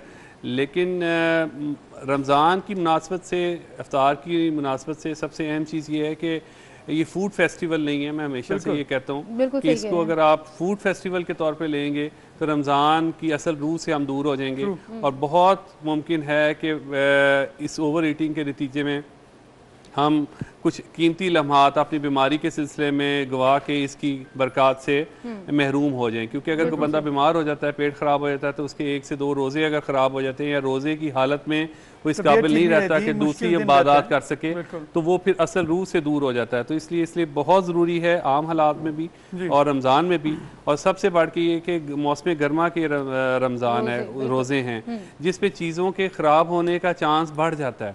तो इस मौसम में आम दिनों में भी, रमज़ान के बगैर भी चीज़ें जल्दी ख़राब हो रही होती हैं, पेट के, गैस्ट्रो के अमराज बढ़ जाते हैं। लेकिन उससे ऊपर सोने पे सुहागा वाली बात है कि जब ये काफ़ी फाके के बाद एकदम से जब ओवर ईटिंग होती है तो वो फिर मसले मल्टीप्लाई हो जाते हैं। अब इसकी तरफ आएंगे हम, लेकिन साथ ही साथ मैं आपको बताती चलूँ नाज़िन कि आप हमें लाइव कॉल भी कर सकते हैं और जो भी आपके क्वेश्चंस हैं वो आप डॉक्टर साहब से डायरेक्टली पूछ सकते हैं। नंबर स्क्रीन पर भी फ्लैश हो रहा है, लेकिन मैं आपको बताती चलूँ कि हमारा नंबर है 03172424 आप कॉल कीजिए और जो भी आपके stomach related, gastro related issues हैं, क्वेश्चन हैं, वो आप डॉक्टर साहब से पूछ सकते हैं। क्योंकि ये बड़े आप सवाल पूछ लीजिए। डॉक्टर साहब, पूछना ये था कि मामला जिस तरह से आपने जिक्र किया, लंबा फाका, उसके बाद ज़्यादा सी खुराक, ऐसा कहा जाता है कि रमज़ान में रोज़े जो होते हैं बेसिकली आपकी सेहत को बेहतर करते हैं अगर आप अच्छी मतवाज़न खुराक खाएं। तो आप एज ए गैस्ट्रोएंटरोलॉजिस्ट डॉक्टर हैं, आपने देखा है लोगों की हमारी उम्मी एक पैटर्न ऑफ ईटिंग जो है ना, हैबिट्स बड़ी कोई ख़ास अच्छी नहीं है, फ्राइड चीज़ें, तेली और ये सारा मामला। क्या आप सजेस्ट करेंगे लोगों को कि एक बेसिक अपने माइंड में आइडिया बना लें कि ये आप खाएंगे तो आप रमज़ान अच्छा गुजार सकते हैं और इन चीज़ों को अवॉइड कर लें? देखिए, हर बंदे का ना फूड प्लान अपना होता है। जी जी। फूड हैबिट्स अपनी होती हैं। मतलब मुझे अगर फ़र्ज़ कर लें किसी वजह से माश की दाल सूट नहीं करती तो उसकी कोई रीज़न नहीं है, ठीक है। उसमें ये है कि हर बंदे की जो ट्रिगर्स हैं वो डिफरेंट हैं, तो हर बंदे का इंडिविजुअलाइज फूड पैटर्न है। अगर वो जो पहले 11 महीने वो फॉलो कर रहा है, अगर उसी को फॉलो करता रहे तो रमज़ान में मुश्किलात से बचा रहेगा। यानी जो नाश्ता है उसको सहरी का दर्जा दे, जो रात का खाना है उसे अफ्तार का दर्जा दे, और दरमियान में क्योंकि गर्मियों के रोज़े हैं तो हमें 4 से 5 ग्लास फालतू पानी या लिक्विड लेना है, क्योंकि गर्मियों की इस पानी की कमी को पूरा करने के लिए। तो ये तो बेसिक्स है। बाकी उसमें प्रोटीन्स भी शामिल हों, फैट्स भी शामिल हों, कार्बोहाइड्रेट्स भी, फ्रूट्स भी, मिनरल्स भी।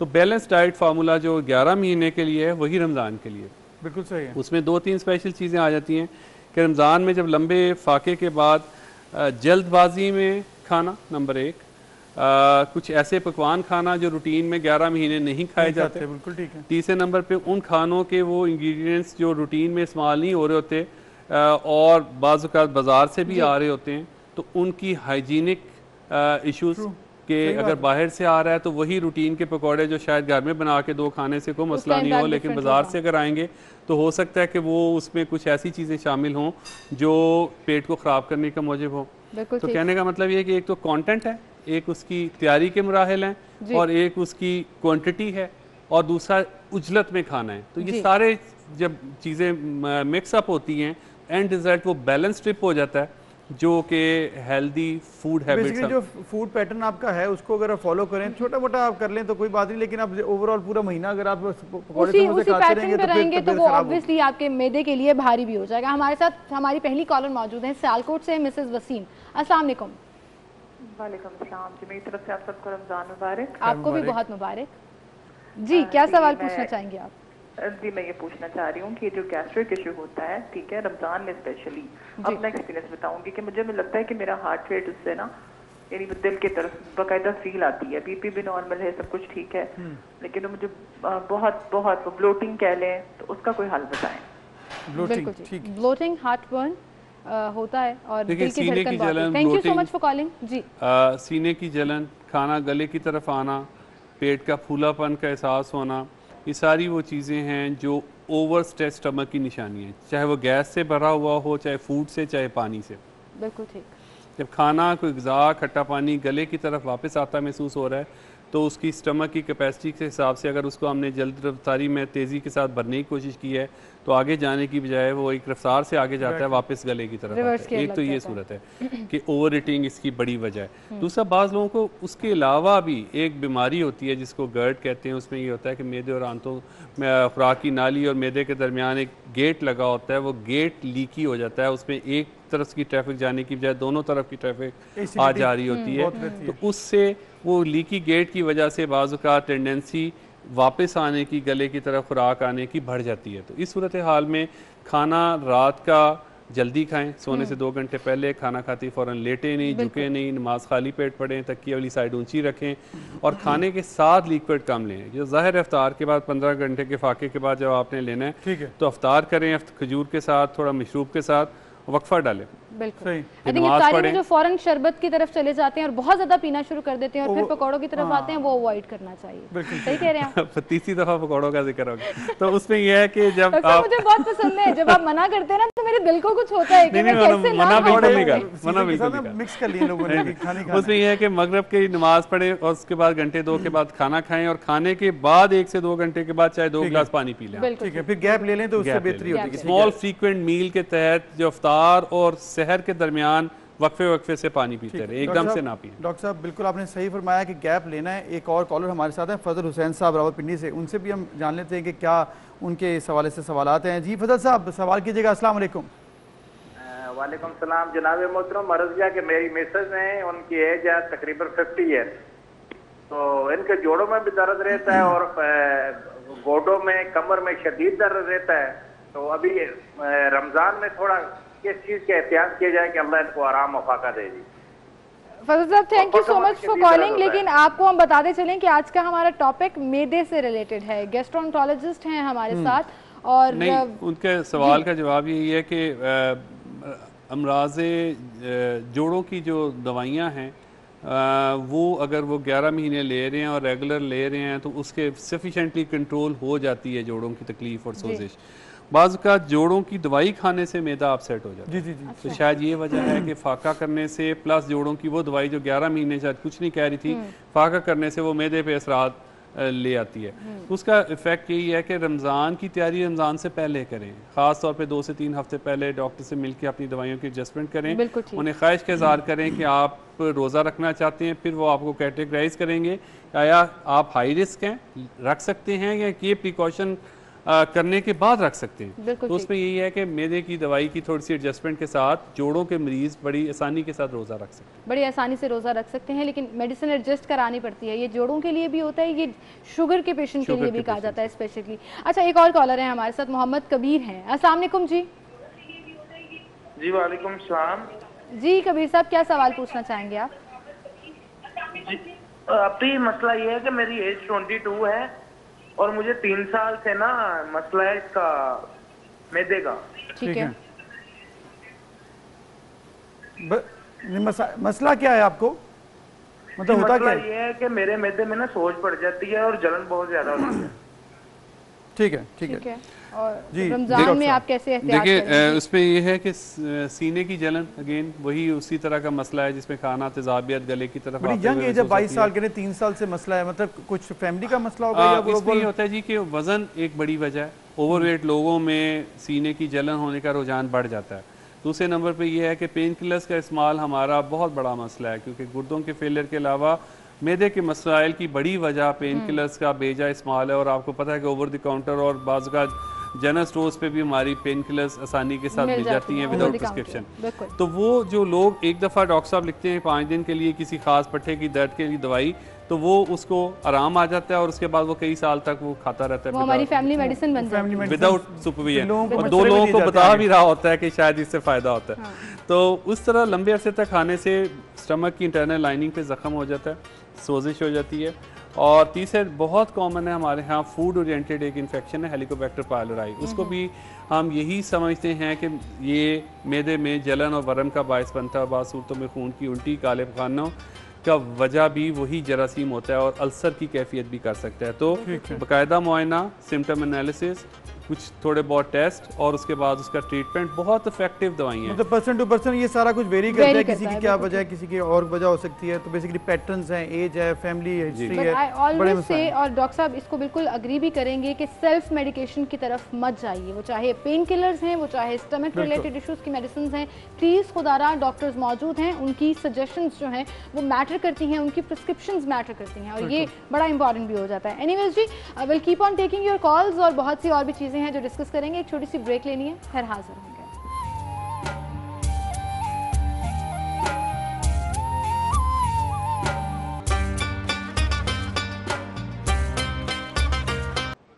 Welcome back. और जैसे कि हम बात कर रहे थे रमज़ान की, इसके अलावा डॉक्टर साहब भी हमारे साथ मौजूद हैं, डॉक्टर इसरारुल हक, उनसे भी हम बात करेंगे कि किस तरह से मैदे के मसाइल से हम बाहर निकल सकते हैं। लेकिन एक और मसला भी इस वक्त बहुत ज़्यादा हमारी सोसाइटी में, वो है इस वक्त मईशत का। मईशत बहुत ज़्यादा परेशान कुन हद तक पहुँच चुकी है। जिन घरों में राशन नहीं है उन घरों तक हम कैसे पहुँचें, इस हवाले से हमने गुज़िश्ता रोज़ भी आपको पैकेज दिखाया था कि हमारी कोशिश है कि हम आपको वो लोग दिखाएं जो लोग चाह रहे हैं कि आप उन तक पहुँचें और उनकी मदद करें।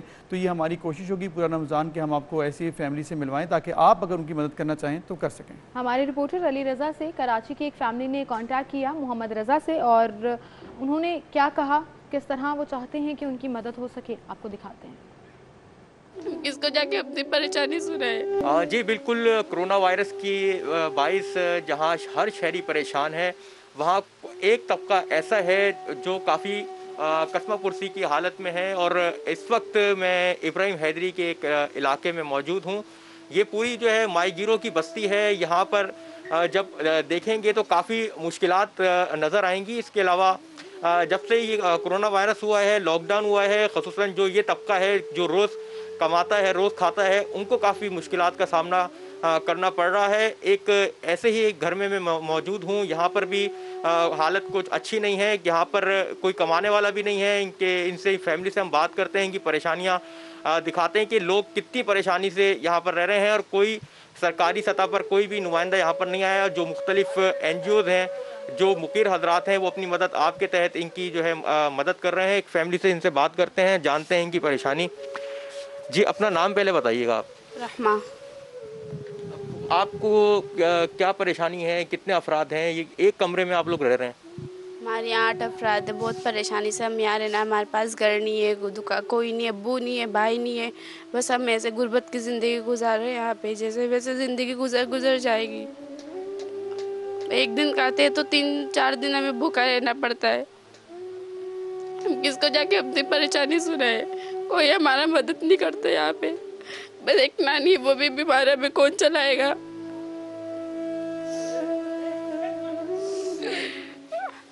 किस तरह सिलसिला यहाँ पर हो रहा है? कोई आपकी मदद के लिए यहाँ पर आया है? कोई मदद नहीं करता, बोलते राशन दे दे, ये वो चाहते कोई पता नहीं वहाँ पे वहीं से भेज देते हैं कि कोई राशन नहीं बट रहा है। ये वो शनाख्ती कार्ड लेके जाते हैं, वो लेके जाते लेकिन उनका कोई खबर ही नहीं होता। बोलते कि राशन मिलेगा, ये मिलेगा, फलाना, कुछ नहीं मिलता हमें।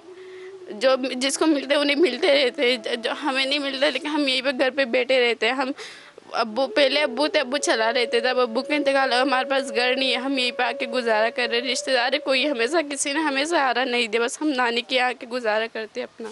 आप क्या काम करते हैं? आप भी घरों पे काम करती हैं? घरों पे नहीं करती, बस छोटे मोटे नग वग लगा के हम लोग सबको मिला के कुछ आटा लेकर आते, चावल लेकर आते। मेरा भाई सब्जी के ठेले पे जाता है, वो सब्जी लेके आ जाता है, कीरा वीरा लेके आ जाता है। और हम लोग जो करते हैं ना, वहाँ से सब्जी वो मिर्ची वगैरह लेकर आते हैं, सब मिलकर खाते हैं। ये हमारे कैमरामैन रिजवान भी दिखाएंगे इनके घर की हालत। ये एक कमरा है और यहाँ पर 8 अफराद जो है रहते हैं। इससे अंदाज़ा लगाया जा सकता है जो हुकूमती दावे हैं वो आप यहाँ पर बखूबी देख सकते हैं। फासले की बात की जाती है, इस कमरे में किस तरह फासला रखा जा सकता है, 8 अफराद किस तरह यहाँ पर रह रहे हैं। ये जो यहाँ पर अफराद रह रहे हैं उनसे ही जो है उनका दिल जानता है वो यहाँ पर किस तरह रह रहे हैं। एक दिन ये लोग खा रहे हैं, एक दिन भूखे रह रहे हैं, आसरा ढूंढ रहे हैं। और इसके अलावा मैं दिखाऊं आपको एक और इनका जो किचन, और ये देख सकते हैं, ये सूरत हाल देख सकते हैं यहाँ पर किस तरह कितनी गुर्बत है और कितनी मुश्किलात में ये ज़िंदगी बसर कर रहे हैं और इनको मुश्किलात का सामना करना पड़ रहा है। और ये सूरत हाल है, ये देख रहे हैं कि आटा और ये कुछ भी यहाँ पर मौजूद नहीं है और ये बर्तन हैं इसी तरह रखे हुए हैं। और ये तमाम तर घर के अफराद जो है इंतज़ार कर रहे हैं कि कोई मसीहा आएगा और उनकी मुश्किलात हल की जाएंगी। और अभी तक कोई भी इस तरह की सूरत हाल यहाँ पर नज़र नहीं आ रही है कि लोग, जितने लोगों से हमारी बात हुई है उनका यही कहना है कि यहाँ पर काफ़ी मुश्किलात इनको करनी पड़ रही हैं। क्या बोले इसके ऊपर कुछ समझ नहीं आ रही। लेकिन आप लोग अगर इन फैमिलीज़ को स्पेसिफिकली इस फैमिली को सपोर्ट करना चाहते हैं तो कांटेक्ट कीजिए। हमारे पास इनका नंबर, एड्रेस सब कुछ मौजूद है कराची में। और जहां बहुत लोगों को राशन मिल रहा है वहीं पर कुछ बहुत बड़ी तादाद लोगों की ऐसी भी है जिन तक ये रसाई नहीं मुमकिन हो पा रही। और ये हमारी कोशिश होगी पूरा रमज़ान तो इसी तरह एक दूसरे की मदद करने, क्योंकि रमज़ान में आप एक दूसरे की मदद करके इसकी जो बरकतें हैं वो समेट सकते हैं। डॉक्टर साहब की तरफ हम एक बार फिर रुख करेंगे। डॉक्टर साहब, मैदे की बीमारियां ज़्यादातर क्या सिर्फ खुराक से रिलेटेड हैं? और ये भी आज साथ आप बताइएगा कि क्योंकि आजकल कोरोना के हवाले से काफ़ी लोग परेशान हैं, इम्यूनिटी ख़राब हो रही है, तो कुछ ऐसी मामलात के कुछ ज़्यादा मसाइल बढ़ सकते हैं या कुछ टिप दे दीजिए। देखिए, कोरोना ने हर चीज़ को इस वक्त ओवर शेडो कर दिया है। जो हालात हैं हॉस्पिटल्स के आपके सामने हैं, दुनिया के और इसी तरह पाकिस्तान के।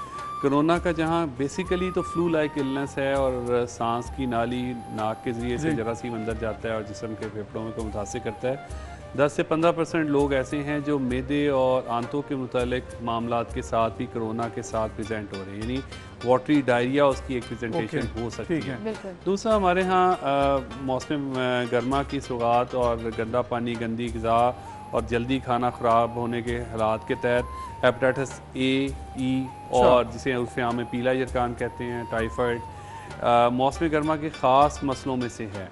इसके अलावा जो पेट के अमराज के हिसाब से देखा जाए तो ओवर ईटिंग एसोसिएटेड या poorly cook food oriented infections जो हैं, जो आंतों को मैदे को इन्फेक्शन करते हैं, वो इस मौसम में ख़ास तौर पे काफ़ी नुमायाँ हो जाते हैं। तो बहरहाल स्टैंडर्ड प्रिकॉशंस लेते हुए हम इनसे बच भी सकते हैं, ऐसी कोई परेशानी की बात नहीं है। जो कोविड की हैं वो तो सारे चैनल्स और सारा कुछ बता रहे हैं कि हाथ धोना, फासला, मुनासिब सोशल फासला बरकरार रखना और इसके अलावा मास्क का इस्तेमाल बहुत और गैर ज़रूरी मजमे से परहेज़ करना, वो सारे SOPs को फॉलो करें। बाकी जो खाने से रिलेटेड हैं वो बार बार हाथ धोना, ख़ास तौर पे खाना खाने से पहले और रफ़ा हाजत के बाद, ये बहुत ज़रूरी है, बहुत ज़रूरी है डॉक्टर साहब। और जैसे आपने अभी जिक्र किया ना कि बाहर के खानों से परहेज करें, तो एक बेड़ा हमने भी उठाया है कि हम यहाँ पर खाना बनाकर दिखाएंगे ताकि डिफरेंट रेसिपीज जो है वो भी लोगों के साथ शेयर हो और अच्छा खाना भी हो। तो मैं चल रही हूँ किचन की तरफ।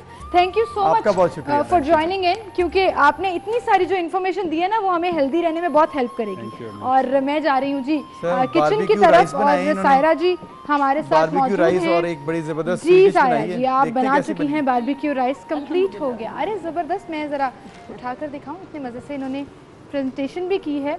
और ये जो आप बता रही थी कि आपने एक लेयर राइस की ली और उसके ऊपर फिर एक चिकन की लेयर दी है बीच में, और फिर राइस की और फिर चिकन की। ठीक है। और ये इधर हमारा कैरेमल क्रंच ट्राइफल भी रेडी है। ट्राइफल भी रेडी है। इस केक के अंदर आपने पूरा वो जो कैरेमल कस्टर्ड बनाया था, हाँ, वो मैंने डाल दिया था। हाँ जी बिल्कुल। और इधर ऊपर थोड़ी सी मैंने कैरेमल सॉस डाली हुई है, जो कि चीनी को पिघला के उस पर थोड़ी सी क्रीम डाल के, तो वो कैरेमल सॉस आप घर पे भी बना सकते हैं, आपको जरूरत नहीं है बाहर से लेकर आने की। मैं तो बनाती हूँ घर पे, क्योंकि आपने जब कमर्शियल काम करना हो तो फिर आप बाजार से थोड़ी ले सकते। बिल्कुल जबरदस्त जी, ये तो आज की हमारी डिश थी जो आई एम श्योर आप लोग जरूर ट्राई कीजिएगा, और फिर आपको जो इसका टेस्ट है वो कैसा लगा हमें लिख भी दीजिएगा, हमें कॉल भी कीजिएगा। लेकिन सायरा जी, मैंने एक और चीज़ जो आपसे हमेशा पूछनी है हर रोज़, अब रमज़ान में अक्सर मेरी आपसे मुलाकात होगी, टिप ऑफ द डे क्या होगी? इफ्तारी में एक ऐसी कौन सी गलती है जो हम हमेशा करते हैं जो नहीं करनी चाहिए? एज अ शेफ आप क्या सजेस्ट करेंगे? मैं ये सजेस्ट करूंगी, जैसे भी डॉक्टर साहब ने भी कहा कि हमें बहुत हैवी खाना नहीं खाना चाहिए। हाँ। क्योंकि हमारा तो डॉक्टर साहब ने अच्छा खासा मेक श्योर किया कि लोगों को पता लग जाए। बिल्कुल बिल्कुल जी। दूसरी चीज़ ये है कि हमें अपने ये ख्याल करना चाहिए कि जैसे आज हमने कोई फ्राइड आइटम नहीं बनाया, तो कल हम एक फ्राइड आइटम बना लेंगे। ठीक है। तो ये टिप है कि आज जो लेडीज हैं वो प्लीज लिख लें कि आपको कोई जरूरी नहीं, आप जो कहीं थे पकौड़ों का ये आप अप्रूव करते हैं ये इनकी सजेशन की टाइम टेबल बना लें कि 4 दिन 3 दिन छोड़ के? बिल्कुल जी। हाँ, कम से कम भी 2 दिन छोड़ के फ्राइड आइटम खाएं। और अगर आपको बहुत दिल कर रहा है तो आप बेक कर लें। ठीक है ना, तो ग्रिल कर लें, बेक कर लें, ग्रिल कर लें, फ्राइंग को थोड़ा अवॉइड कर लें। फ्राइंग से अवॉइड कर आप ये बात जो है ना, फ्राइड आइटम रोज ना खाएं। लोगों ने सिर्फ फ्राइड आइटम रोज खाएं याद रखनी है, नहीं निकाल देना। ये हमारे लोगों का बड़ा मसला। लेकिन अगर जो हम लेडीज है ना, यही हम अपने घर वालों का ख्याल कर सकती हैं। घर वालों के सामने हम जो रखेंगे उनको खाना पड़ेगा। वो ये नहीं होगा कि वो लॉकडाउन के बाद ये सिचुएशन चेंज हो गई है। अब तो मर्द हजरात भी किचन में होते हैं और बना रहे हैं, तो अब ऐसा कुछ नहीं होने वाला कि लेडीज ने जो बना दिया वो खा लेंगे। लेकिन अवेयरनेस अगर क्रिएट करें तो जैसे मैंने अपने घर में किया, पहले हमारे घर में होता था कि रोजाना पकौड़े भी खाने हैं। मैंने बच्चों को कहना शुरू कर दिया कि हमारी इम्यूनिटी लो हो जाएगी, हमें नहीं खाना। तो बच्चे मान गए हैं। अब आज हमारे घर में जो मेरा अपना घर है उसमें मेन्यू जो है बिरयानी है और दही पकौड़ियाँ हैं। अरे जबरदस्त जी, ये मेन्यू सेट करना बड़ा जरूरी होता है। इसी के साथ हमारा टाइम भी खत्म हो रहा है, लेकिन ये जो खाना हमने बनाया है बारबेक्यू राइस मेज़ान कुकिंग ऑयल में, इनका टेस्ट आई एम श्योर इफ्तारी के वक्त हमें बड़ा जबरदस्त लगेगा। Abuzar is very conscious and excited क्योंकि अच्छा ऑयल जो है सिलेक्ट करना वो बड़ा जरूरी होता है। उसके लिए टेस्ट भी अच्छा होगा और साथ जो है वो आप सेहतमंद भी रहेंगे। अगर ऑयल की स्मेल होगी तो फिर तो खाने में मजा ही नहीं आएगा। बिल्कुल ठीक जी। Thank you so much doctor साहब for coming in, and thank you so much Saira ji. हम इजाजत लेंगे जी, बिल्कुल आपसे इजाजत लेते हैं। इंशाल्लाह कल सेम टाइम पर फिर से मुलाकात होगी। अपना ख्याल रखिएगा। अल्लाह हाफिज़।